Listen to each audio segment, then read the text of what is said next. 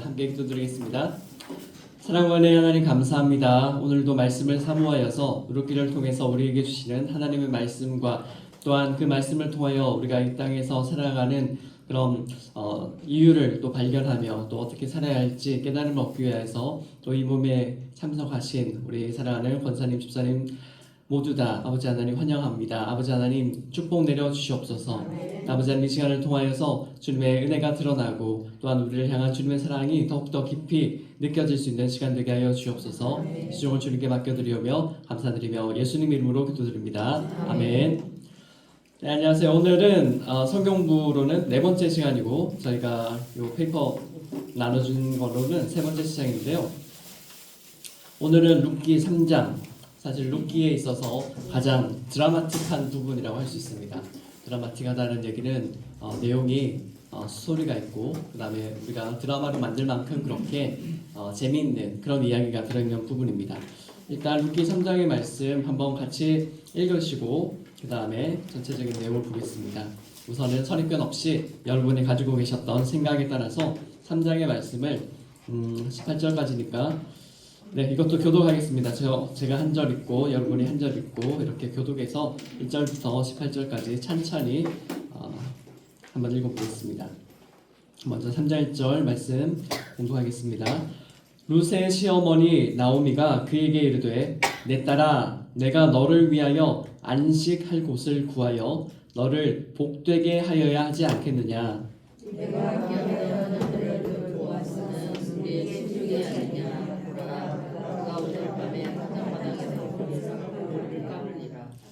그런즉 너는 목욕하고 기름을 바르고 의복을 입고 타작 마당에 내려가서 그 사람이 먹고 마시기를 다 하기까지는 그에게 보이지 말고 그가 들어올 때 너는 그가 갔던 곳을 알아다가 들어가서 새 발치 이불을 들고 거기에 넣으라. 그가 내 행위를 내게 알게 하리라. 룻이 시어머니에게 이르되 어머니의 말씀대로 내가 다 행하리이다 하니라.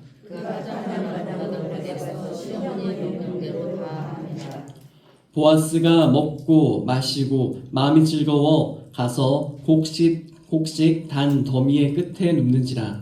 룻이 가만히 가서 그의 발치 이불을 들고 거기에 누웠더라. 나중에 그가 돌아 몸을 돌이켜본즉 한 여인이 그 발치에 누워있는지라. 이르되 내가 누구냐 하니 대답하되 나는 당신의 여종 룻이오니 당신의 옷자락을 펴 당신의 여종을 덮으소서. 이는 당신이 기업을 물을 자가 됨이니이다 하니 그가 이르되 내 딸아 여호와께서 내게 복 주시기를 원하노라. 내가 가난한 건 가난하고 부하는 절대자를 따르지 아니하였으며 내가 배고프나니 내가 참보다 나중이 나아가라. 그리고 이제 내 딸아 두려워하지 말라. 내가 내 말대로 내게 다 행하리라. 내가 현숙한 여자인 줄을 나의 성읍 백성이 다 아느니라. 참으로 나는 기업을 드린 자의 기업을 이 밤에 여기서 머무르라. 아침에 그가 기업 물을 자의 책임을 내게 이행하려 하면 좋으니 그가 그 기업 물을 자의 책임을 행할 것이니라. 만일 그가 기업 물을 자의 책임을 내게 이행하기를 기뻐하지 아니하면 여호와께서 살아계심을 두고 맹세하노니 내가 기업 물을 자의 책임을 내게 이행하리라. 아침까지 누워있을지니라 하는지라.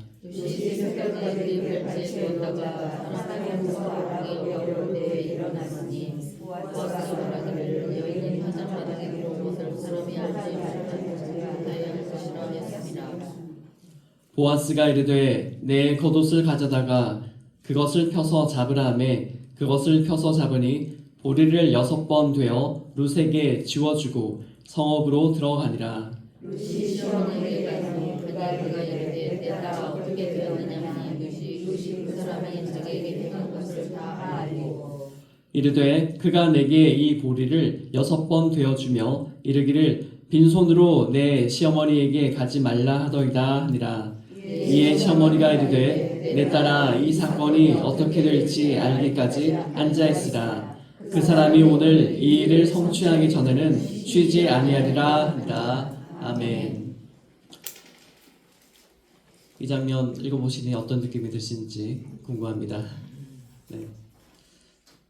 룻기 관련해서 한국에서도 아마 뮤지컬이 만들어졌다는 얘기를 들었어요. 그리고 아마 외국에서는 다양한 버전으로 영화들이 많이 있고 기회가 있으시면 여러분이 혹시나 인터넷에 구독하시는 그런 그 뭐라고 하죠? TV 스트리밍 같은 거 하는 거, 뭐 소위 말하는 뭐 넷플릭스, 뭐니 이런 거에서도 한번 찾아보실 수도 있고 유튜브에서도 찾아보시면 짧은 그런 영화 요약한 내용들이나 드라마 같은 게 있을 거예요. 그런데 그런 그 영화나 드라마들은 아무래도 관점이 우리처럼 성경 공부하려고 만든 게 아니고 제가 오늘 첫 시간에 처음에 그 시초에 말씀드린 것처럼 소위 말하는 드라마틱한 그 내용 중에서 현대인들에게 어필할 만한 내용으로 그런 드라마를 재구성을 많이 했어요. 그래서 우리가 성경을 보는 관점이랑은 좀 다른데 우리가 성경을 읽을 때 우리가 첫 시간에 말씀드린 것처럼 다양한 관점으로 성경을 읽을 수 있다 그랬잖아요. 그런 관점에서 그분들도 물론 우리처럼 뭐 구원이라든지 하나님의 사랑이라든지 그런 게 우선돼서 그런 드라마를 만든 건 아니겠지만 어떻게 다양한 관점으로 볼 수 있는가를 살펴볼 수 있는 의미에서 한 번씩 보시면 좋을 것 같고 그러면서 우리가 그냥 성경의 구약 이야기만 읽을 때는 아무래도 히브리인들의 문학 문체라고 그러죠. 그 구성 같은 게 현대 소설처럼 그렇게 자세하고 섬세한 묘사가 많이 없어요. 그래서 많은 것들이 단어들을 어떻게 배치하는지에 따라서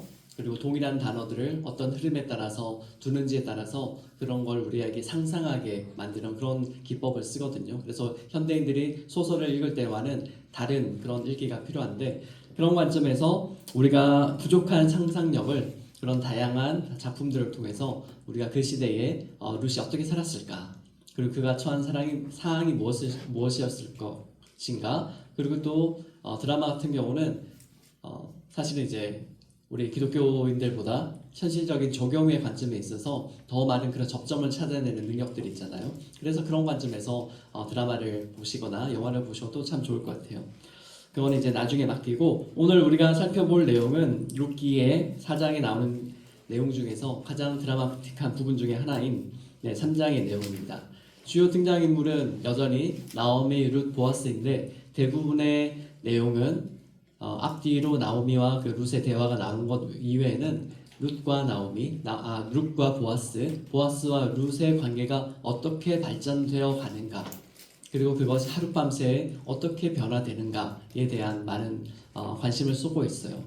그래서 우리가 살펴볼 것은 크게 한 뭐 두세 가지 이상 될 것 같긴 하지만 그래도 크게 살펴보자면 이제 룻기의 전체의 주제에 따라서 제가 여기 말씀 관찰하기의 첫 번째 제목으로 나눠드린 여기 핸드아웃에 말씀 관찰하기 밑에 나오는 거기에 보면 나오는데 바로 룻과 보아스 혹은 룻과 나오미 혹은 룻과 오르바와 나오미 등 등장인물들 사이에서 그러한 사랑의 관계, 인애의 관계가 어떻게 흘러가는가라고 하는 전체적인 큰 관점에서 이 3장을 어떻게 살펴볼 것인가 이런 것에 좀 관심을 가지면 좋겠고 그 다음에 2번, 3번, 4번은 제가 앞서 말씀드린 것처럼 동일한 단어를 어떻게 다른 그 문장에서 배치를 해서 그 둘의 관계를 이어가는가 이제 구약의 그런 기법을 통해서 우리가 이 질문들에 대해서 우리 한번 살펴보실 수 있을 것 같아서 그렇게 네 가지 정도를 제가 뽑아놨어요. 이제 들어가시기에 앞서서 우선 성경을 읽어보셨으니까 여러분이 살펴보시기에 3장의 주제 내지는 여러분이 가장 감명 깊게 본 장면은 무엇인가 한번 좀 얘기를 나눴으면 좋겠습니다. 두 가지 질문 드렸어요. 3장 읽으시면서 좀 감동적인 인상 있는 그런 장면들 그리고 전체적으로 좀 얘기해서 주제는 뭘까? 네, 조금 생각해 보시고요. 네, 바로바로 답이 안 나오시면 괜찮습니다. 그러면 이제 네? 그냥 생각 드는 거. 네. 어떻게 발치에 이불을 들고 들어갔는데 그걸 네. 몰랐을까 하는 생각이 들어요. 모르지는 않았죠. 발치에 누워 있으니까 구절에서 바로 네가 누구냐 이렇게 하니까 조금 시간이 지나긴 했겠지만, 네. 근데 이제 그거는 이제 여러 가지 추정을 할 수 있는데, 여기 두 번째 장 넘겨주시겠어요? 사실 오늘은 PPT 보여드릴 게 한 장밖에 없는데, 이게 타장 마당의 전경이에요. 이게 뭐 꼭 이렇다는 아닌데 고대에 한마디로 가운데 좀 바람이 잘 통하는 언덕 같은 데 위에, 물론 다 늘 언덕은 아니지만 저렇게 밀이든 볼이든 저렇게 가운데 놓고 사람이 틀거나 아니면 짐승을 통해서 이렇게 뭐라고 하죠? 그 이상을 튼 다음에 그걸 한번 밟으면 껍질이랑 내용물이 분리가 되잖아요. 우리나라는 이렇게 키 들고 이렇게 바람 불 때 이렇게 해가지고 분리를 하는데, 예전에는 저렇게 쌓아놓고, 아마 그때도 뭐 키가 있었을지는 모르겠는데 아무튼 바람이 불면 저게 날아가게 하는 저런 구조로 만들었다고 해요. 그래서 요즘에 유적으로 남아있는 걸 봐도 가운데는 저렇게 동그랗게 돌로 쌓아가지고, 돌이 있어야지 흙이 곡식이 흙에 안 파묻히니까 돌 위에 이렇게 곡식 같은 걸 저렇게 까부를 수 있게 저렇게 두고, 그 뭐라고 하나요? 제가 아무튼 저 이삭을 저렇게 다 이렇게 분리하기 전에 그 볏짚 같은 거, 밀집 같은 거, 저기는 뭐 보리집일 수도 있겠죠. 그것을 이제 한 구석에 모아놓고 이제 좀 마르면 그걸 가운데 가져다가 이렇게 이삭을 그렇게 까부르는 작업을 하니까, 아마 우리가 오늘 그 말씀에는 추수하기를 마친 다음에 아직까지는 이렇게 그 이삭을 탈곡이라고 그러는구나. 탈곡하기 전에 아마 옆에 보리 난 같은 거 쌓아놓지 않았던가. 그래서 그 밑에서 아마 밤에 보리 단을 지키기 위해서 보아스가 잠을 자고 있지 않았을까, 그렇게 생각이 들고, 그 다음에 우리나라도 그렇지만 농사를 끝내고 추수를 하면 아주 즐거운 일이잖아요. 그래서 잔치도 하고 사실은 뭐 음주가무도 하고 하는데, 이때도 분위기가 어땠을지 모르겠지만 우리가 1장의 그 기록에 보면 베들레헴이라고 하는, 사실 이스라엘에 오랫동안 가뭄이 있다가 드디어 처음으로 하나님께서 회복해 주셔가지고 일종의 풍년이 몇 년 새 만에 처음으로 든 그 시기잖아요. 그래서 아무래도 많은 사람들이 추수를 한 즐거움으로 인해서 좀 뭐 그 당시는 이제 문화가 다르니까 술도 마시고 아무튼 맛있는 것도 많이 먹고 이렇게 잠을 자고 있어서, 그래서 피곤해서 아마 바로 이렇게 알아차지지는, 발밑에 누군가 있는 것을 바로 알아차지는 못했을 수도 있지 않을까, 그렇게 정도 생각을 하고. 근데 그 장면에 대해서 우리는 뭐 그 유대인의 문화가 아니니까 정확하게는 잘 모르는데, 예전에는 겉옷을 입을 때 이거를 잠옷처럼 그렇게 사용을 했다 그러더라고요. 겉옷이 뭐 아무래도 뭐 비싼 양털 같은 옷, 그래서 거의 뭐 집 한 채 가격이다라고 하기도 하고, 그래서 그것을 낮에는 입고 다니고 밤에는 이불로 덮고 뭐 그랬다 그러더라고요. 그래서 뭐 발치에 덮었던 그 이불이 그 옷을 뭐 이렇게 덮은 건지 자세하게는 모르겠지만, 아무튼 그 밑에 이제 잠시 이렇게 들쳐서 들어가는 그런 묘사가 있습니다. 그래서 그 장면을 좀 다양하게들 해석을 해요. 그래서 제일 많이 논란이 되는 것 중에 하나는 일단은 이제 마치 룻이 유혹을 한 것 같은 그런 이미지를 많이 갖죠. 그러니까 나오미가 룻에게 옷을 잘 이렇게 몸을 잘 정결하게 씻고 난 다음에 옷도 예쁜 옷 입고, 그리고 여기 나오는 옷이 그냥 옷이 아니고 드레스 같은 옷이라고 나와 있어요. 그냥 원어로 봐도 그게 일반 옷과는 다른 그런, 우리가 3절에 보면 의복이라고 돼 있는데 3장 3절에 보면 이 의복이 긴 그렇게 장식이 달린 그런 예쁜 옷이라고 해요. 그래서 그런 옷을 입고 간 것을 마치 혹시나 나오미가 며느리를 통해서 보아스를 유혹하러 보낸 것이 아닌가, 그런 관점에서 약간 드라마 같은 데 보면 그런 좀 남녀 간의 사랑 뭐 이런 관점에서 그런 로맨스 같은 측면에서 묘사하는 그런 드라마도 있긴 하거든요. 그런데 오늘 우리가 살펴볼 때는 그 룻의 행위가 어떤 것이었는가, 그리고 나오미가 룻에게 1절에 보시면 안식할 곳을 구하여 너를 복되게 하려 하지 않겠는가 라고 하는 그런 질문을 하면서 큰 계획을 세우잖아요. 큰 그림을 그리는데 이것이 어떻게 실행되는가, 그리고 룻에게 있어서는 또 그 계획과 다른 어떤 행동이 있는가, 뭐 그런 걸 통해서 3장에 드러나 있는 그런 하나님의 계획, 전면에 드러나 있지는 않지만 나오미와 룻과 보아스를 향한 하나님의 계획은 무엇일까, 이거를 오늘 좀 살펴보려고 합니다. 혹시 또 더 질문이나 궁금한 거 있으신가요? 오늘 읽었던 내용 중에 단어들 같은 거라든지 잘 이해 안 되는 거라든지. 목사님이 옛날에 그 시대 문화로 보라고는 했지만 네네. 지금 우리 시대로 봐서는 이해가 조금 이해하기가 좀 벅찬 게 좀 있는 것 같아요. 네네네. 그런 게 좀 짧죠. 네네. 그런 것 중에서 구체적인 거 물어보셔도 돼요.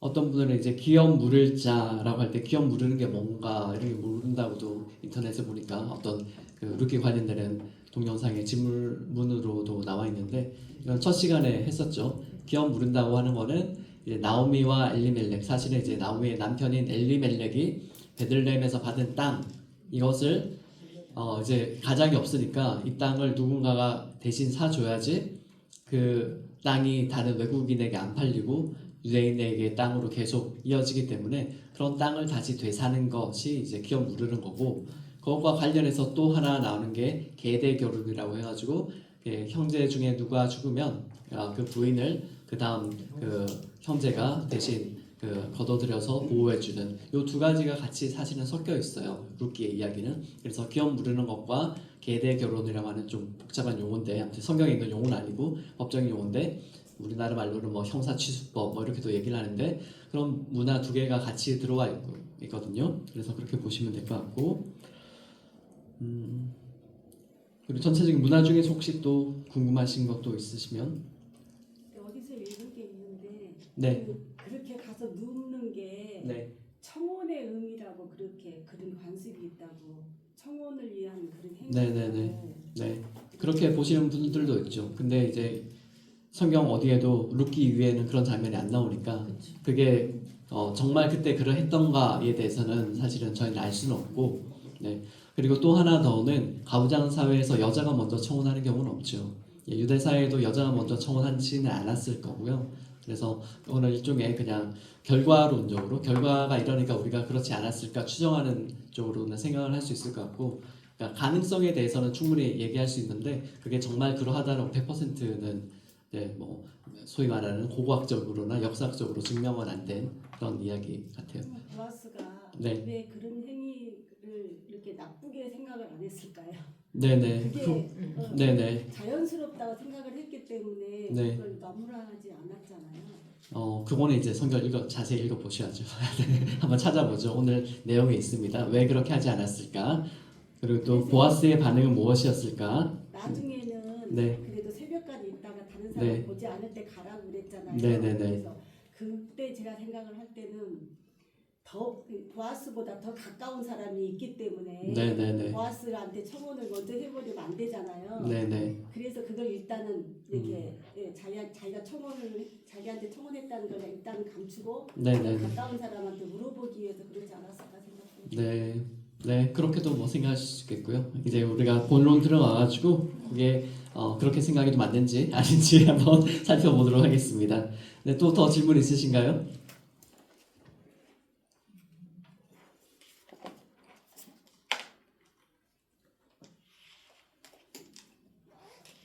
네, 그럼 일단 같이 보고 난 다음에 한 번 더 살펴보겠습니다. 3장의 기호는 이렇게 세 장으로 이렇게 나눌 수 있습니다. 3장 1절에서부터 5절까지의 말씀은 나오미와 룻 간의 대화인데, 보아스와의 만남을 위해서 나오미가 큰 계획을 짜고 있는 거, 이런 내용이 있겠고요. 그 다음에 2장은 룻과 보아스의 만남, 2라고 되어 있죠. 우리가 2장에서 룻과 보아스가 그런 땅의 주인과 그 다음에 이삭 죽게 하는 그런 소외된 여인 과부로서 이런 만나는 장면이 있고요. 그 다음에 3장에서는 그것이 좀 더 진전돼서 한밤중에 은밀한 시간에, 그리고 또 일반적으로 여성이 들어오지 않아야 할 공간인 타작 마당에 여성이 밤에 들어오는 것, 그거와 관련해서 우리 좀 전에 권사님께서 질문해 주신 것과 관련해서도 한번 좀 살펴보겠고요. 그게 6절부터 15절까지 말씀이고, 그 다음에 그 만남 이후에 룻이 나오미에게 다시 돌아와서 그 둘 사이에서 대화를 하는 거죠. 대화를 하면서 확고한 희망은 이제 나오미가 룻을 통해서 그런 자신의 가문을 계속 이어갈 수 있다는 것에 대한 희망을 얘기하고 있던 거죠. 네, 그게 16절부터 18절까지 이렇게 나눠집니다. 그래서 이제 말씀을 전체적으로 관찰하기에 앞서서 첫 번째가 헤세드의 흐름의 법칙, 이거는 제가 이름을 붙인 건데, 룻기의 주제가 헤세드, 인내라고 했잖아요. 그런 관점에서 우리가 이 3장의 내용을 한번 살펴보기 위해서 구약 이 룻기에서 헤세드라고 하는 그 히브리어가 한국말로 이렇게 세 가지로 번역이 되어 있어요. 1번은 선대, 그 다음에 두 번째는 은혜, 세 번째는 인내로 번역이 되어 있는데 세 개 다 헤세드라고 하는 단어이고 그것은 우리가 첫 시간에 배웠던 것처럼 어떤 가엾고 어려운 처지에 있는 사람에게 대해서 많이 베풀어 줄 수 있는 그런 능력 있는 사람이 전적으로 그렇게 신실하게 끝까지 행동을 다하는 거 그게 이제 헤세드라고 하는 건데 거기에는 사랑의 감정도 들어있고 그 다음에 충실함이라고 하는 그런 성실함의 감정도 들어있고 그 다음에 책임져야 된다고 하는 그런 책임감도 들어있고 여러 가지 단어들이 복잡해서 영어로는 사실 뭐 번역하기 힘들어가지고 이런저런 말로 번역을 했는데 우리나라 말로는 인내가 사실은 참 좋은 번역이 아닐까. 어질 인내 사랑이 있지 않잖아요. 어질다라고 하는 개념 자체가 많은 걸 포함하고 있잖아요. 바르기도 하고 책임감 있기도 하고 그런데 어질다고 하는 것 속에서는 또한 사람과의 관계성의 부분도 들어있고 그래서 저는 물론 한자어로 사용된 거긴 하지만 인내라고 하는 단어도 다른 선대나 은혜에 못지않게 이 헤세드라고 하는 이 히브리어를 번역하는 좋은 말이 아닌가 이런 생각이 들어요.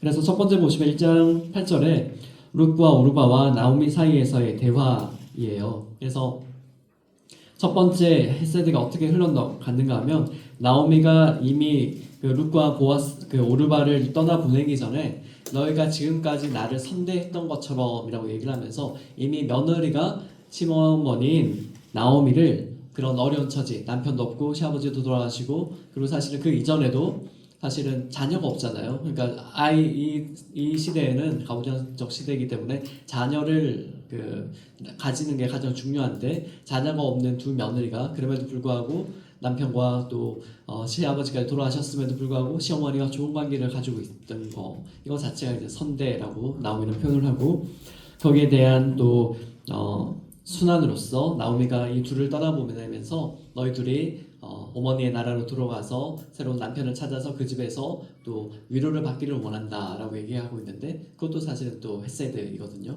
그런 관점에서 계속 어떤 그 사람들 간에 등장인물들 간에 그 헤세드라고 하는 인애가 흐르고 있다. 내가 먼저 이렇게 헤세드를 줬을 때 저 상대방에서도 나를 또 그 인애하는 그런 게 나타나고 있고요. 두 번째 같은 경우는 2장 20절에 보아스가 룻에게 은혜를 주는 거죠. 2장 20절 한번 찾아보실까요? 바로 앞쪽이니까. 나오미가 자기 며느리에게 이르되 그가 여호와로부터 복받기를 원하노라 그가 살아있는 자와 죽은 자에게 은혜 베풀기를 그치지 아니하도다. 네, 나오미가 룻에게 얘기를 하고 있는데 보아스가 나오미와 룻의 가문에게 은혜를 베풀었다. 예, 인애를 베풀었다. 이거는 또 죄송합니다. 헤세드가 이렇게 흘러왔다라는 걸 얘기하고 있고요. 그래서 보아스가 룻과 나오미에게 베푼 헤세드가 있고 그러니까 이제 그 다음에 3장에 와서는 룻과 나오미가 여기서 나오미 관로한 거는 이제 나오미는 간접적으로 그 보아스에게 인애를 베푼 거예요. 그래서 3장 10절을 찾아보시면 이거랑 같이 읽을게요. 3장 10절. 네, 시작. 그가 이르되 내 딸아 여호와께서 내게 복 주시기를 원하노라 내가 가난하건 부하건 젊은 자를 따르지 아니하였으니 내가 베푼 인애가 처음보다 나중에 더하도다. 아멘. 이 문장도 사실은 좀 어려운 표현이라 우리나라 말처럼 이렇게 자세히 설명을 안 해서 처음 베푼 인애는 뭐고 나중에 베푼 인애는 뭘까 사실은 분명하게 드러나진 않는데 나중에 베푼 인애는 룻이 보아스에게 찾아와서 한마디로 좀 전에 청혼이라는 표현도 했는데 다른 젊은 사람이나 뭐 이런 사람을 선택하지 않고 보아스를 선택했다. 이거를 이제 인애로 본 거고 첫 번째 인애에 대해서는 그냥 제 생각에는 문장의 흐름상 나오미를 잘 돌보았던 거 그게 이제 첫 번째 인애가 아닐까. 예, 왜냐하면 그렇게 나오미를 잘 돌보았기 때문에 거기에 대한 평판이 베들레헴에 퍼져가지고 이 여자가 현숙한 여자다라고 하는 평을 받거든요. 그런 관점에서 얘기한 게 아닐까라고 추측이 되고요. 그리고 여기까지 세 군데 이렇게 흐름 이후에 또 하나 룻의 인애를 갚으려는 나오미라고 제가 별표 2개를 했는데 3장 1절과 1장 9절의 말씀을 비교하면 좋을 것 같아요. 1장 9절에는 좀 전에 말씀드린 것처럼 나오미가 룻과 오르바를 떠나보내면서 언제 어떻게 될지 모르겠지만 하나님을 의뢰하면서 나에게 선대를 너희가 며느리들이 했으니 내가 너에게 그러니까 하나님께 기도하기를 그런 헤세드를 받기를 원한다, 위로를 받기를 원한다 이렇게 얘기를 했는데, 그런데 이제 구체적으로 3장에 들어서서 나오미가 바로 자기가 받았던 헤세드를 직접적으로 큰 그림을 그려서 룻에게 이룰 수 있는 그런 기회가 생긴 거예요. 그래서 이전에는 기도에 그쳤는데 이제는 실행이라고 하는 것으로 시작하려고 하는 거예요. 그래서 여기도 안식할 곳 위로라고 해가지고 안식 위로 이렇게 따로 이렇게 단어는 번역이 됐지만 결국에는 나오미가 룻을 향한 그런 인내, 헤세드 이거를 베풀려고 하는 그런 기도와 실천 요 두 가지로 똑같이 보시면 되겠고, 그 다음에 2, 3, 4번은 이게 참 히브리 문학이 갖고 있는, 어찌 보면 이거는 문학적 기법이라고 해야겠죠. 너무 쉽게 말하면 뭐 말장난이라고도 할 수 있는데, 원어로는 2장 1절에 보면 보아스가 유력한 사람이다 라고 얘기를 하고 있어요. 2장 1절에 보시면 보아스에 대해서 설명을 하면서 나우의 남편 엘리멜렉의 친족으로 유력한 자가 있으니 그의 이름은 보아스더라. 우리가 지난번에 설명할 때 유력하다라고 하는 게 힘이 세다 뭐 이런 의미도 있고, 그 다음에 부자다라고 하는 의미도 있다고 그랬잖아요. 네, 그리고 보아스의 이름도 사실은 이제 구체적으로 우리가 원어적으로 뭐다 이렇게는 알 수 없지만 빠르다 내지는 강하다 이런 의미를 가지고 있다고 지난 시간에 말씀을 드렸었는데, 그래서 보아스를 향해서는 이런 카일이라고 하는 그 히브리 단어를 써가지고 유력하다, 뭐 부자다 이렇게 설명할 수 있는데, 동일한 단어를 우리 한국말로는 현숙함으로 번역을 했는데 3장 11절에 보면 룻을 향해서도 카일이라고 얘기를 해요. 그렇다면 룻과 보아스의 관계는 그들의 인품을 얘기하는 카일이라고 하는 설명에 의해서 동등한 관계가 돼요. 우리가 지금 사회적인 맥락상에서는 보아스는 이스라엘 사람이고 돈이 많고 그런 부자, 그래서 마치 더 높은 사람 같은데, 성경에서는 이방 여자, 모압에서 온 이런 과부, 이 룻을 카일이라고 동등하게 써서 룻에게도 그러한 그 보아스가 갖고 있는 것과 같은 그런 강함이 있고, 그리고 또한 그런 부라고 하는 것이 있는 거죠. 보아스가 갖고 있지 않은 그런 물질적인 부를 갖고 있지는 않지만 룻에게서 우리는 어떠한 부함을 발견할 수 있을 것인가. 우리가 추정할 수 있는 것은 룻이 보아스에게 베푼 그런 헤세드의 풍부함, 사랑의 풍부함도 부라고 할 수 있겠고, 그러니까 사람이 갖고 있는 게 물질이 다가 아니잖아요. 그리고 용기에 대해서 무엇을 말씀할 수 있을까? 우리가 좀 전에 유순종 원사님 얘기하신 것처럼 한밤중에 그렇게 여자가 찾아가지 않아야 할 공간인 타작마당을 시어머니의 큰 계획에 따라서 찾아갔던 거, 사실은 밤중에 저런 곳에 찾아가게 될 때 어떤 그런 위협이 있을지 알 수 없는 그런 상황이잖아요. 특히 이 당대의 문화를 설명하면서 우리가 2장에서 나오는 이야기를 좀 더 한번 생각해 보시면, 룻이 처음 보아스의 밭에 찾아왔을 때 보아스가 주의를 하죠. 우리 밭에서 와서만 이상을 주어라.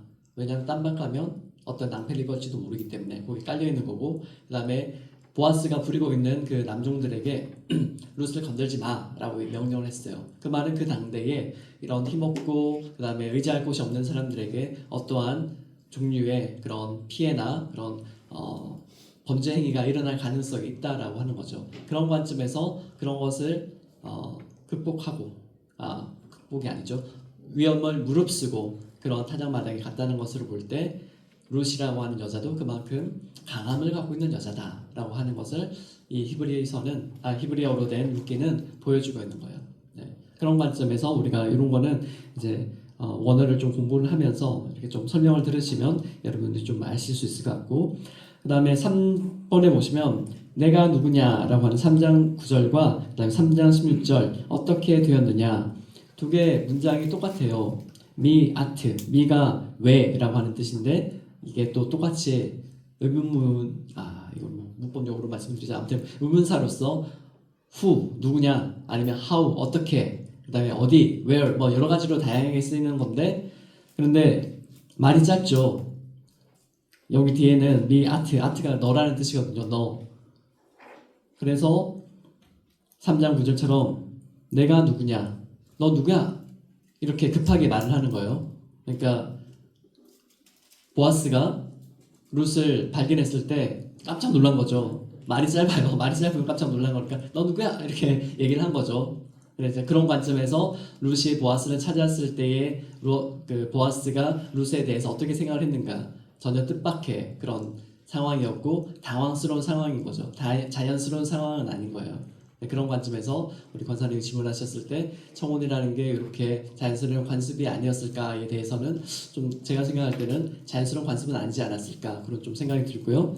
그 다음에 똑같이 이것도 일종의 말장난이거든요. 보아스가 룻에게 너 누구야? 얘기를 했는데 룻이 일을 다 끝낸 다음에, 시어머니가 시킨 일을 다 끝낸 다음에 돌아와서 시어머니는 그때 잠 안 자고 있었겠죠. 큰 그림을 그렸으니까 분명히 마음을 졸이면서 제가 생각할 때는 아마 기도도 하고 있지 않았을까 생각이 드는데 룻이 돌아오니까 급한 마음에 너 어떻게 됐어? 네, 똑같이 얘기를 하는 거죠. 그러니까 이렇게 두 가지를 이렇게 병치를 해놓으면서 그 두 가지 상황에 대해서 하나님께서 어떻게 예비를 하셨는가, 그리고 그 상황에 대해서 두 가지 이야기가 어떻게 그 병렬이 돼서 잘 설명이 되는가를 좀 살펴보시면 좋을 것 같아요. 그리고 4번에 가시면 이것도 그의 날개 아래에라고 2장 12절에 읽어보시면 보아스가 룻에게 얘기를 하는 것 과정에 이 표현이 나오거든요. 2장 12절 한번 보실게요. 이걸 같이 읽겠습니다. 시작. 여호와께서 내가 행한 일에 보답하시기를 원하며 이스라엘의 하나님 여호와께서 그의 날개 아래에 보호를 받으러 온 내게 온전한 상 주시기를 원하노라 하는지라. 아멘. 그리고 3장 9절 한번 읽어보실까요? 3장 9절 시작. 이르되 내가 누구냐 하니 대답하되 나는 당신의 여종 룻이오니 당신의 옷자락을 펴 당신의 여종을 덮으소서. 이는 당신이 기업을 물을 자가 됨이니이다 하니. 여기서 날개, 옷자락 둘 다 카나프라고 하는 단어입니다. 이 말씀들 많이 들어보셨어요. 시편에 읽어보시면 주의 날개 그늘 아래 우리를 품어주시고, 시편 57편 1절 이건 한번 찾아볼게요. 그러면 똑같이 바로 시편 이 말씀을 연상을 하라고 이 룻기의 기자가 이렇게 적은 거예요. 시편 57편 1절. 다 아시겠지만 시편은 1장 2장 안 부르고 편이라고 부릅니다. 그래서 57편 1절 다 찾으셨나요? 57편 1절 함께 봉독하시겠습니다. 하나님이여 내게 은혜를 베푸소서. 내게 은혜를 베푸소서. 내 영혼이 주께로 피하되 주의 날개 그늘 아래에서 이 재앙들이 지나기까지 피하리이다. 아멘. 네. 날개는 새가 갖고 있잖아요. 우리가 구약에서 많이 사용되는 하나님의 비유 중에 한 가지가 어미새라고 지난번에 말씀드렸죠. 어미새나 어미닭. 바로 그 상징어, 그 비유어를 사용해서 보아스가 룻에게 얘기를 하고 있는 거예요. 룻이 보아스를 처음 만났을 때 룻의 그런 시어머니를 향한 사랑, 헤세드, 그걸 보고 나서 하나님께서 바로 이스라엘로 피난을 온, 그리고 또 피난을 와서도 착한 일을 하고 하나님을 믿고 있는 그 룻에게 바로 하나님의 날개 아래로 보호해주시기를 원한다라고 얘기를 한 다음에 그 다음에 3장 9절에 보면 룻이 이 말을 기억하고 있었던 것 같아요. 네, 하나님의 날개를 생각하니까 바로 나는 하나님의 날개로 피난을 왔지만 당신을 통해서 보호받기를 원합니다 라고 하는 의미에서 당신의 날개, 당신의 옷자락을 펴서 당신의 여종을 덮어주십시오 라고 얘기를 하고 있어요. 이 표현은 어찌 보면 좀 전에 우리 권사님 말씀하신 것처럼 청혼의 표현일 수 있어요. 그 이사야의 다른 말씀에 보면 예레미야인지 이사야인지 제가 참 헷갈리는데 그 하나님이 이스라엘이 어렸을 때 그 막무가내의 어떤 그런 여자로 표현을 하면서 이 이스라엘이 자라서 성인이 되었는데도 여전히 옷을 입지 않은 그런 보호할 곳이 없는 그런 여자로 비유를 하면서 하나님이 옷을 덮어서 아내로 삼아 주신다, 그런 그런 내용이 있거든요. 그런 관점에서 옷을 덮어서 이렇게 받아주는 것이 아내로 맞아들인다라고 하는 의미는 있어요. 이건 이제 다른 성경에도 나온 거니까 그렇게 고대에도 사용이 되었던 거죠. 그런 관점에서 또 이 말씀을 한번 보시면 룻과 보아스의 대화가 바로 하나님의 보호하심이라고 하는 그런 큰 신학적인 그런 배경을 통해서 보아스가 사용한 말을 약자인 룻이 다시 그거를 자신을 향해서 사용하면서 어떠한 권리를 요구하고 있는 그런 걸 볼 수 있거든요. 그래서 룻기에서는 요즘에 특히 강조하는 게 룻의 그런 자발성 그리고 독립성에 대해서 얘기를 하고 있어요. 단순하게 피난 와서 아무것도 못하고 남이 뭔가를 해주기를 바라는 그런 여성의 모습이 아니라 외국인 여성이었고 새로운 문화에 들어왔지만 그 문화에서 하나님의 질서라고 하는 그 율법의 가치를 받아들여서 그 율법의 가치를 가지고 베들레헴에 율법이 바로 서 있습니까? 그렇다면 저는 이 율법에 따라서 이렇게 행해 주세요라고 얘기를 하는 그런 독립적인 여성의 모습을 이야기를 하고 있어요. 그런 관점에서 한번 룻기 3장을 큰 그림 그리기부터 다시 보겠습니다. 1번 보시면 나오미의 계획 3장 1절에서 5절에서 나오미가 룻을 위해 세운 계획은 무엇이며 그 이유와 목적은 무엇인가요? 한번 읽어보시고 여러분 말로 한번 표현을 해주시면 좋을 것 같아요. 룻을 위해서 어떤 계획을 세웠고 그 이유와 목적은 무엇입니까? 이유는 왜 그 계획을 세웠는가? 목적은 그 계획을 통해서 룻이 어떻게 되기를 원하는가? 라고 할 수 있겠죠. 한번 써보시기도 하시고 말로 정리가 되시면 오늘 같이 나눠주셔도 좋을 것 같아요.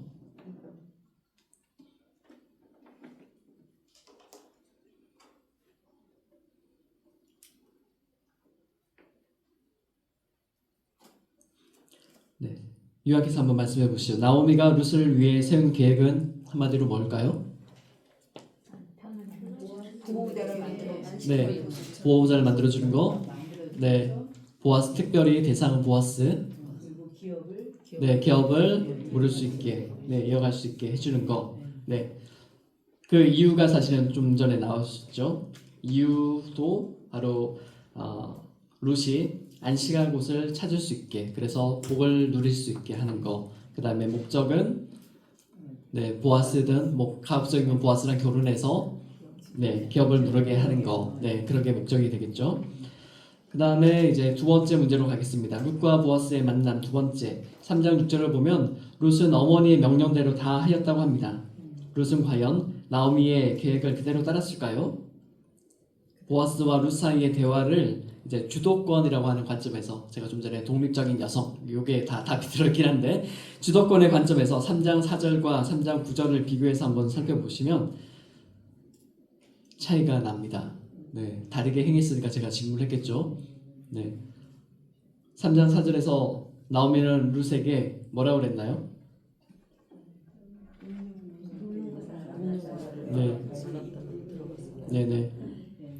제일 마지막 문장 그가 내 할 일을 내게 알게 하리라. 여기서 룻과 보아스 사이의 주도권을 누가 갖고 있나요? 아니죠. 3장 4절에서는 보아스가 갖고 있죠. 보아스가 룻에게 할 일을 알게 하겠다라고 했어요. 나오미는 일단 큰 그림을 그렸는데 그냥 전통적인 관습에 따라서 가부장제 사회니까 남자가 알아서 할 거야. 이걸 얘기를 했어요. 근데 3절 9절을 보시면 네가 누구냐라고 했으면 그냥 가만히 있고 저 누구예요? 라고 했으면 좋겠는데 뭔가 요구를 하죠. 나는 당신의 여종 룻입니다. 여기까지가 원래는 나오미가 계획했던 건데 그 다음에 룻은 그렇죠. 어떻게 이렇게 행동을 할 수 있었을까? 담대했다. 그리고 또 제가 좀 전에 말씀드린 거에서 힌트를 찾으시면 좋을 것 같은데 우리 그의 날개 아래와 당신의 옷자락을 펴라고 했을 때 제가 힌트를 하나 드렸었죠. 룻이 보아스를 통해서 들었던 말, 하나님께서 은혜를 베풀어 주신다라고 하는 그 이스라엘 율법을 받아들이고 그거를 이제 되돌려 준 거죠. 그런 관점에서 룻이 바로 하나님을 신뢰함으로 룻이 보아스에게 들었던 그 이야기를 바로 하나님의 살아계심을 믿고 그 다음에 이 사람 안에 하나님을 신뢰하고 공경하는 그런 마음이 있구나를 확인을 한 다음에 그걸 요구를 하는 거죠. 율법만 안다고 해가지고 아무한테나 그걸 얘기한다고 말이 먹히진 않을 거 아니에요. 그러니까 룻도 그만큼 오랜 기간 동안 보아스를 살펴오면서 이 하나님의 말씀으로 다시 나의 요구를 했을 때 들어주실 것이다 라고 하는 그런 담대함과 기대를 가지고 이런 대화를 했다고 할 수 있겠습니다. 네, 그런 관점에서 룻의 독립성, 주도권이 어디에 있는가? 바로 룻이 주도권을 가질 수 있었던 이유는 바로 하나님에 대한 신앙. 네, 우리도 여러분도 여성이시지만 대부분 그렇게 신앙 가지시면 좋겠고요. 네, 그건 이제 적용 부분에 살 내용이고 이제 3번 한번 가보겠습니다. 보아스는 나오미를 위해 룻에게 보아스가예요. 제가 여기서 실수했는데 보아스가 나오미를 위해 룻에게 베푼 혜택과 그 의미는 무엇일까요? 3장 17절 보시면 어떤 혜택을 베풀었습니까? 네, 보리를 6번 되어주며 네, 평소에는 그냥 이상만 죽게 가볍게 하고 혹시나 뭐 기록은 안 됐지만 한 번 정도 되어줬을 수 있는데 6번이나 되어줬죠. 이게 그때 무게가 엄청 무거웠다고 하는데 한 20kg 이상 됐던 것 같은데 네네네 그랬었죠. 근데 이걸 6번을 했으면 근데 이게 15kg 아니라 아무튼 한 명이 들고 갈 수 있는 무게니까 꽤나 무거운 무게였을 것 같은데 네 아무튼 이만큼 많은 그 곡식을 주었다라고 하는 거는 네 나오미의 뜻을 인정을 하겠다. 네네네 그게 간접적으로 깔려 있는 거죠. 그래서 결국에는 이제 보아스가 아닌 룻이 적극적으로 청혼을 했는데 네 그것에 대해서 나는 이제 들어줄 마음이 있다. 사실 뭐 네네 룻이 이렇게 행동을 하게 된 거를 누가 코치를 했을 것인지 보아스가 알았겠죠. 왜냐하면 어쨌든 그 룻은 외국인이니까 밤에 뭐 여기 와가지고 뭔가를 한다는 것에 대해서 전혀 모르고 있을 텐데 그런 행동을 했으니까 네 시어머니의 그런 의중이 담겨 있구나. 그리고 사실 또 하나 더 우리가 생각해 볼 수 있는 거는 원래 이제 율법에서는 이렇게 귀한 물을 자가 생기면 즉각 실행을 해야 되는데 베들레헴에서 다들 먹고 살기 힘드니까 나오미가 돌아왔음에도 불구하고 몇 개월 동안 아무도 이 문제를 해결해 주지 않았어요. 그럴 때 바로 룻이 주도권을 발휘해서 해결을 한 거죠. 그러다 보니까 나오미가 룻의 행동을 통해서 마음이 많이 바뀌었어요. 하나님에 대해서. 처음에는 우리가 1장에서 보듯이 하나님에 대해서 저는 물론 하나님을 나오미는 믿고 있었지만 나를 이렇게 힘들게 하시는 분이다 라고 생각했는데 룻을 보니까 나는 이렇게 힘들게 믿고 잘 하나님에 대한 의심도 있고 왔다가리 갔다리 이렇게 좀 불안한 마음으로 하나님을 믿고 있는데 그 룻은 그 하나님을 그대로 받아들여가지고 행동을 하잖아요. 그리고 또 어머니를 섬기는 그 사랑을 계속 보이면서 몇 개월 동안 그 밀과 볼 이상을 주어서 자신을 잘 돌보고 있고 그리고 그 이스라엘 사회에 적응하기 위해서 그 종교를 받아들이고 그다음에 우리가 기록은 안 됐지만 분명히 수개월 동안 살아가면서 나오미와 그 주변에 살았던 이웃들과 분명히 룻의 관계가 있었겠죠. 이걸 생각할 수 있는 거는 우리가 다음 질문에도 나오는데 평판이 좋았더라. 네. 대화하지 않고 평판이 나올 수는 없죠. 그냥 뭐 길거리 지나가면서 이상 열심히 줍더라 이 정도는 모르겠지만 인품에 대해서 평판에 대해서 얘기를 하면 그리고 또 그게 또 현숙한 여인이다 라고까지 평판이 간다는 거는 분명히 이웃과도 좋은 관계를 유지하고 있을 것이고 네, 그런 거 생각해 볼 수 있겠고요. 그러면 그 혜택과 의미는 말씀을 나눴고 그 다음에 세밀하게 색칠하기 한번 볼게요. 우리는 보아스와 룻의 관계를 통해서 하나님과 사람 사이의 관계에 관한 어떠한 유비, 좀 어려운 단어입니다만은 유비를 발견할 수 있을까요? 이제 유비라고 하는 거는 비유 거꾸로 하면 유비죠. 근데 이제 이게 좀 어려운데 하나님과 인간은 질적인 차이가 있어서 우리가 하나님을 얘기할 때 하나님은 뭐 사랑의 하나님이고 뭐 공의의 하나님이라고 얘기하지만 그 개념들이 우리가 알고 있는 공의나 사랑의 개념을 초월하는 그런 하나님이에요. 그래서 우리가 직접적으로 인간이 상상할 수 있는 그런 비유를 가지고 하나님을 정의를 할 수는 없어요. 하나님은 어떤 분이다 어떤 분이다 정의를 못 내리기 때문에 그거를 이제 비유로서 하나님은 어떠한 분이십니까라는 정도로 우리가 이해하기 쉬운 정도로 이렇게 얘기를 하는 거를 이제 유비라고 얘기를 해요. 그래서 특별히 관계의 유비라고 해서 아버지와 딸의 관계 혹은 아버지와 아들의 관계 아니면 부부의 관계 이런 관계를 통해서 하나님과 인간의 관계는 어떠할까를 이제 비유적으로 바라보는 거거든요. 그게 이제 하나님과 사람 사이에 나타난 유비의 관계라고 얘기를 하고 있는데 네. 좀 전에 다 다뤘던 건데 옷자락의 비유 옷자락이 날개라고 그랬죠. 그러면 하나님과 인간의 관계는 어떠한 비유를 할 수 있을까? 하나님은 인간을 새가 새끼를 품듯이 네, 보호해 주시는 분. 네, 그게 유비예요. 새와 새끼의 관계를 하나님과 사람의 관계로 비유를 한 거죠. 네, 네. 새와 새끼의 관계가 똑같이 하나님과 사람의 관계는 아니겠죠, 당연히. 그럼에도 불구하고 그러한 비유를 들어서 얘기할 수 있겠고, 그 다음에 기업 물을 자와 관련해서도 기업 무르는 게 땅을 이렇게 되사는 그런 거잖아요. 근데 기업 물을 자가 영어로는 구원하다라고 하는 redeem이라고 하는 되사다라고 하는 동사로 표현이 돼요. 그 히브리어도 한마디인데 한마디로 내가 너를 되사하겠다, 너를 구원하겠다 그런 말이거든요. 그래서 어디에 나 있습니까? 기업 물을 자. 네. 3장 9절에 룻이 보아스에게 얘기할 때 당신이 기업을 물을 자가 됨이니이다. 3장 9절 이게 당신이 나의 구원자입니다 라고 얘기를 한 거예요. 네. 바로 룻과 보아스의 관계를 통해서 우리가 하나님의 돌보심을 받으면서 우리가 하나님께 얘기할 수 있는 당신이 우리의 구원자입니다. 하나님이 우리의 구원자입니다 라고 하는 그런 유비의 관계로 볼 수가 있는 거죠. 그래서 룻기를 읽으면서 물론 보아스와 룻을 뭐 언제나 보아스가 하나님처럼 높고 룻은 낮고 이런 게 아니라고 말씀드렸잖아요. 둘은 동등한 그런 그 카일이라고 하는 현명한 혹은 강한이라고 하는 그런 같은 성품을 지녔기 때문에 사회적으로 볼 때는 동등하지만 우리가 이제 하나님과 인간의 관계로 볼 때는 이 구원자라고 하는 것에 있어서 우리가 생각을 해볼 수 있는 거죠. 우리가 하나님을 구원자라고 얘기를 하지만 단순하게 구원을 받기만 하는 것이 아니라 우리를 구원해 달라고 기도를 할 수 있는 그런 적극적으로 요청할 수 있는 그런 인간의 모습을 다시 생각해 볼 수 있겠죠. 네, 그런 것도 한번 생각해 보시면 좋겠고, 그 다음에 3장 10절에 인내라고 하는 거 헤세드 말을 많이 했습니다.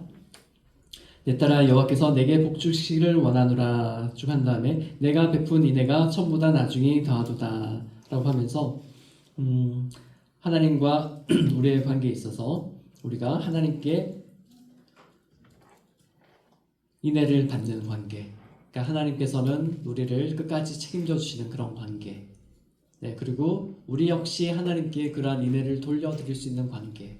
네, 우리가 하나님을 사랑하는 게 불필요한 게 아니에요. 하나님께서 완전하시고 신이시지만 인간의 사랑을 받으시기를 원하시고 그 사랑이라고 하는 게 단순한 그 남녀간의 사랑을 얘기하는 것이 아니라 충실함, 신실함을 얘기하는 거잖아요. 그래서 그거는 이제 믿음이라고 하는 것과도 관련이 되고 믿음이라고 하는 게 신실하다라고 하는 뜻이거든요. 내가 믿는다 이렇게 뭐 사실에 대해서 내가 알고 믿는다 이런 관점이 아니고 어떠한 일에 대해서 내가 충실하게 지키겠다. 그게 이제 믿음이 원래 의미하는 바거든요. 그런 관점에서 또 하나님과 인간의 관계를 볼 수 있겠고, 또 3장 18절을 보시면 이제 룻의 나오미의 이야기이긴 하지만 시어머니가 이르되 내 딸아 이 사건이 어떻게 될지 알기까지 앉아 있으라. 그 사람이 오늘 이 일을 성취하기 전에는 쉬지 아니하리라.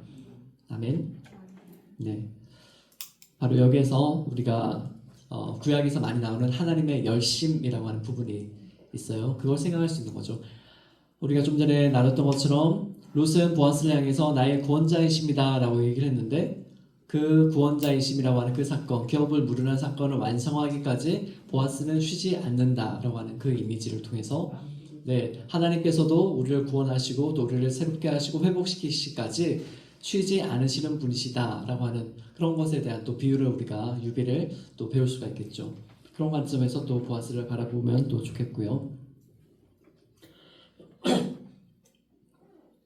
그리고 비슷하지만 또 이번에 보시면 보아스는 자신과 룻의 관계에서 하나님을 어떠한 분으로 생각하고 있는지 말해봅시다. 이건 한번 생각해 보시면 좋겠는데 제가 시간이 좀 없는 관계로 3장 10절과 13절을 보시면 보아스가 룻에게 얘기할 때 두 번 하나님에 대해서 얘기를 해요. 내 딸아 여호와께서 내게 복 주시기를 원하노라. 사실 룻이 보아스에게 요구한 거는 당신이 나의 구원자입니다.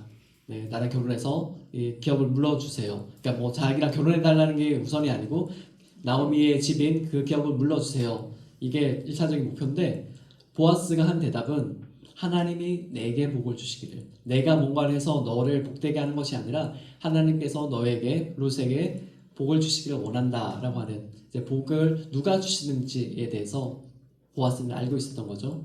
그래서 이제 보아스는 하나님은 복을 주시는 분, 내가 뭔가를 선행을 해가지고 내가 뭐 잘 베푸는 게 아니라 내가 하나님의 대행자가 되는 것이 아니라 하나님께서 하시는 일이다라는 것을 알고 있는 사람이었고 13절에 봐도 또 비슷해요. 여호와께서 살아계심을 두고 맹세하노니 라고 얘기를 하면서 자신의 약속과 관련해서 하나님의 살아계심이라고 하는 것을 인정을 한 거죠. 바로 자신의 행동을 지켜보시는 분, 그리고 그 약속을 이루게 하시는 분, 특히나 선한 이 약속이죠.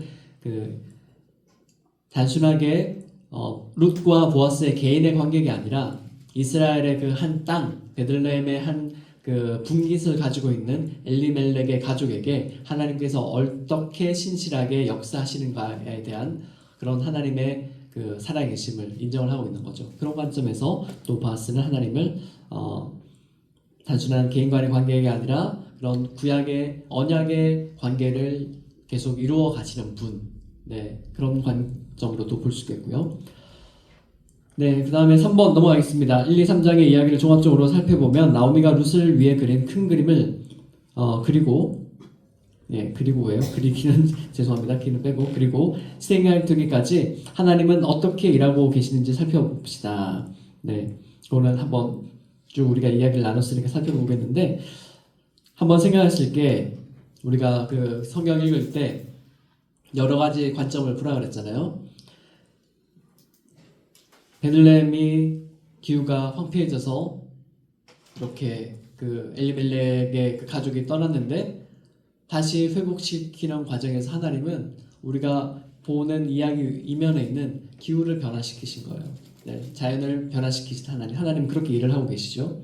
그다음에 두 번째는 베들레헴 사람들 사이에서도 하나님의 일을 하고 계세요. 룻의 그 행동을 보고 룻과 그 베들레헴 이웃 사람들과의 관계에서 룻에게 좋은 평판을 얻기 위해서 사람들의 마음도 열어주셨을 테고 그리고 보아스와 하인들 간에도 또 사실 우리가 모르는 그런 많은 일들이 있었을 텐데 그런 많은 일들을 그 보아스에게 들리게 해서 그가 현숙한 여인이다라고 하는 그런 평판을 가질 수 있도록 또 하나님께서 해주셨고 또한 보아스의 성품과 심리 또 생각해 볼 수 있는 게 우리가 추측하기로도 사실은 이제 이건 정설은 아닌데 일단은 보아스가 나이가 많은 부자잖아요. 그래서 사실은 이제 결혼을 했을 것이다 라고 하는 그런 내용도 있어요. 근데 우리는 그건 알 수 없지만 어쨌든 그 나이 차이가 많이 나는 이방 여인을 기업을 물을 자로 받아들일 수 있기까지는 심리적으로도 성숙이 되어야 되고 그다음에 성품도 온전해야겠죠.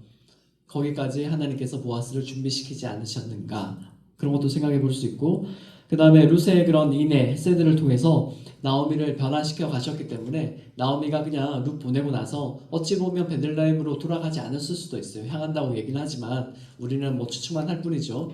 그냥 베들레헴에 돌아가도 희망이 없을 거라고 생각하고 어느 길에서 사실은 뭐 그냥 죽었을 수도 있는데 그런데 룻을 동행케 하심으로 나오미의 그런 하나님을 향한 마음이 조금씩 변화가 되었죠. 그래서 결국에는 나오미가 그 변화된 마음을 통해서 룻을 향한 그런 큰 계획을 세워서 진행할 수 있었던 것. 거기도 하나님께서 룻의 마음을 만져주시고 고쳐주심이 역사하지 않았겠는가. 그러니까 우리가 성경의 이야기에 이렇게 표면적으로 하나님이 드러나지 않더라도 그 이면에 하나님께서 역사하심에 대해서 우리가 상상을 해볼 수 있거든요. 그래서 오늘 우리가 삶을 살아가면서 볼 때도 우리 삶에서 하나님이 직접 나에게 역사하시는 것이 보이지 않지만 그 이면에서 하나님이 역사를 하고 계시고 그 다음에 또 왜 그랬을까? 그게 대해서 우리가 4장까지 충분히 읽어보신 다음에 우리가 나름대로의 계획도 세울 수 있는 건데 하나 힌트를 드리자면 하나님께서 우리를 창조하실 때 하나님과 대화할 수 있는 존재로 창조를 하셨잖아요. 독립적인 존재. 한마디로 얘기하면 예전에 철학적인 용어로 얘기하면 자유의지, 자기가 스스로 뭔가를 결정할 수 있는 그런 존재로 만들어 주셨어요. 그래서 구약에서는 그런 관점에서 인간을 신들과 같다라고 하는 표현을 쓰고 예수님도 그 예수님을 향해서 사람들에게 뭔가 이렇게 너무 신성시한다 뭐 이런 얘기했을 때 신들이 뭐 이렇게 구약 그 내용 인용하시면서 얘기를 하거든요. 우리를 그러니까 하나님과 같은 존재라고 얘기를 해요. 그게 단순하게 우리가 뭐 신성이 있다 이런 개념이 아니고 우리가 하나님과 의사소통을 할 수 있을 만한 자율성을 주신 존재, 독립된 존재. 그렇지만 하나님과 소통할 수 있는 존재 이런 관점이 조금 더 강하거든요. 그런 관점에서 하나님께서 우리를 사용해 만들어 주셨기 때문에 바로 우리의 역사 가운데서 우리가 독립적으로 행동을 하는 그 그런 독립성 하나님께서 보장을 해주셨기 때문에 사실 표면적으로 하나님이 이렇게 하면 뭐 일이 쉽게 이루어질 수도 있잖아요. 뭐 하나님이 뭐 나오미에게 예를 들어서 뭐 이렇게 저렇게라고 직접 얘기를 해주셔가지고 그렇게 일을 처리를 하면 쉽게 될 것 같이 우리가 생각하는데 그렇지 않으셨던 거는 바로 나오미와 룻의 그런 인격적인 독립성을 보장하기 위해서 그리고 또 하나 더 크게 얘기를 하시자면 결국에는 그런 인간의 선한 결정을 통해서 하나님이 영광을 받으시길 원하신다는 거예요. 네, 그게 인간을 창조하신 목적이에요. 하나님이 우리를 창조하셔서 영광을 받으신다라고 했을 때는 단순하게 우리가 하나님 찬양합니다 노래하는 것에 그치는 것이 아니라 우리가 자유의지를 선택을 하는데 결국에는 그것이 하나님 기뻐하시는 선을 선택하도록 이렇게 기다리고 계시는 거고 우리를 그렇게 만들어 주시는 거거든요. 그런 관점에서 룻기가 의미가 있습니다. 네, 오늘 한번 힌트로 드리고 좀 더 생각해 보시고요. 시간이 많이 돼서 적용하기 이번에 이제 짧으니까 1번 한번 보시면 여러분은 신앙의 기초에서 여러분의 친밀한 누군가의 안식을 위해서 크거나 작은 그림을 그려본 적이 있습니까? 이걸 한번 생각해 보시고 2번 나오미는 룻을 보아스의 타작 마당에 보내놓고 밤새 염려로 잠 못 이루며 그 일이 어떻게 진행될 것인지에 대해 기도하였을 것 같습니다. 이건 제 추정이에요. 근데 기도하지 않았을까 생각이 되는데 상상력을 발휘해서 룻을 위한 나오미의 기도문을 여러분 한번 작성을 해보세요. 네. 지금 시간 있으면 다 해보시면 좋을 것 같은데 지금은 시간이 없으니까 집에서 해보시고 그 다음에 2번 여러분의 기도에 나오미처럼 룻과 같은 이들을 위한 염려와 사랑이 담겨 있는지 생각을 한번 해보시고 그 다음에 여러분의 마음에 떠오르시는 분들이 있으면 그분들을 향해서도 바로 나오미와 같은 마음을 품고 기도문을 한번 작성을 해보시고 기도를 해보시면 우리가 또 오늘 배운 말씀을 적용할 수 있는 그런 참 좋은 방법이 아닐까 한번 생각해 봅니다. 네, 오늘 말씀 여기까지고요. 너무 감사드리고 일단 시간은 좀 없지만 5분 안에 질문 응답 한번 짧게 받겠습니다.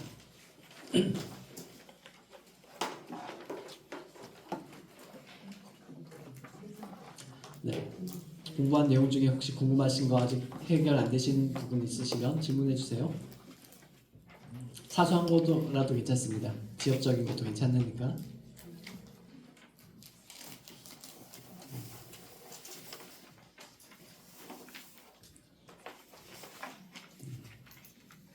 있으시면 카톡으로 남겨주세요. 네. 네, 그럼 기도하고 마치겠습니다. 사랑의 하나님 감사합니다. 오늘도 룻기의 이야기를 통해서 또 하나님께서 얼마나 우리를 사랑해 주시는지 또한 하나님께서 정말 일반인들의 삶 속에 눈에 보이지 않지만 그 뒤에서 역사를 이루기 위해서 어떻게 일하고 계셨는지 우리가 살펴볼 수 있었습니다. 아버지 하나님 지금도 하나님께서 우리를 위하여 그렇게 역사에 계시고 준비해 주시고 예정해 주시는 분인 줄 믿습니다. 아버지 하나님 그런 하나님을 우리가 믿으며 살아가는 것이 얼마나 우리에게 큰 위안이 되며 기쁨이 되는지 하나님께 찬양드리기를 원합니다.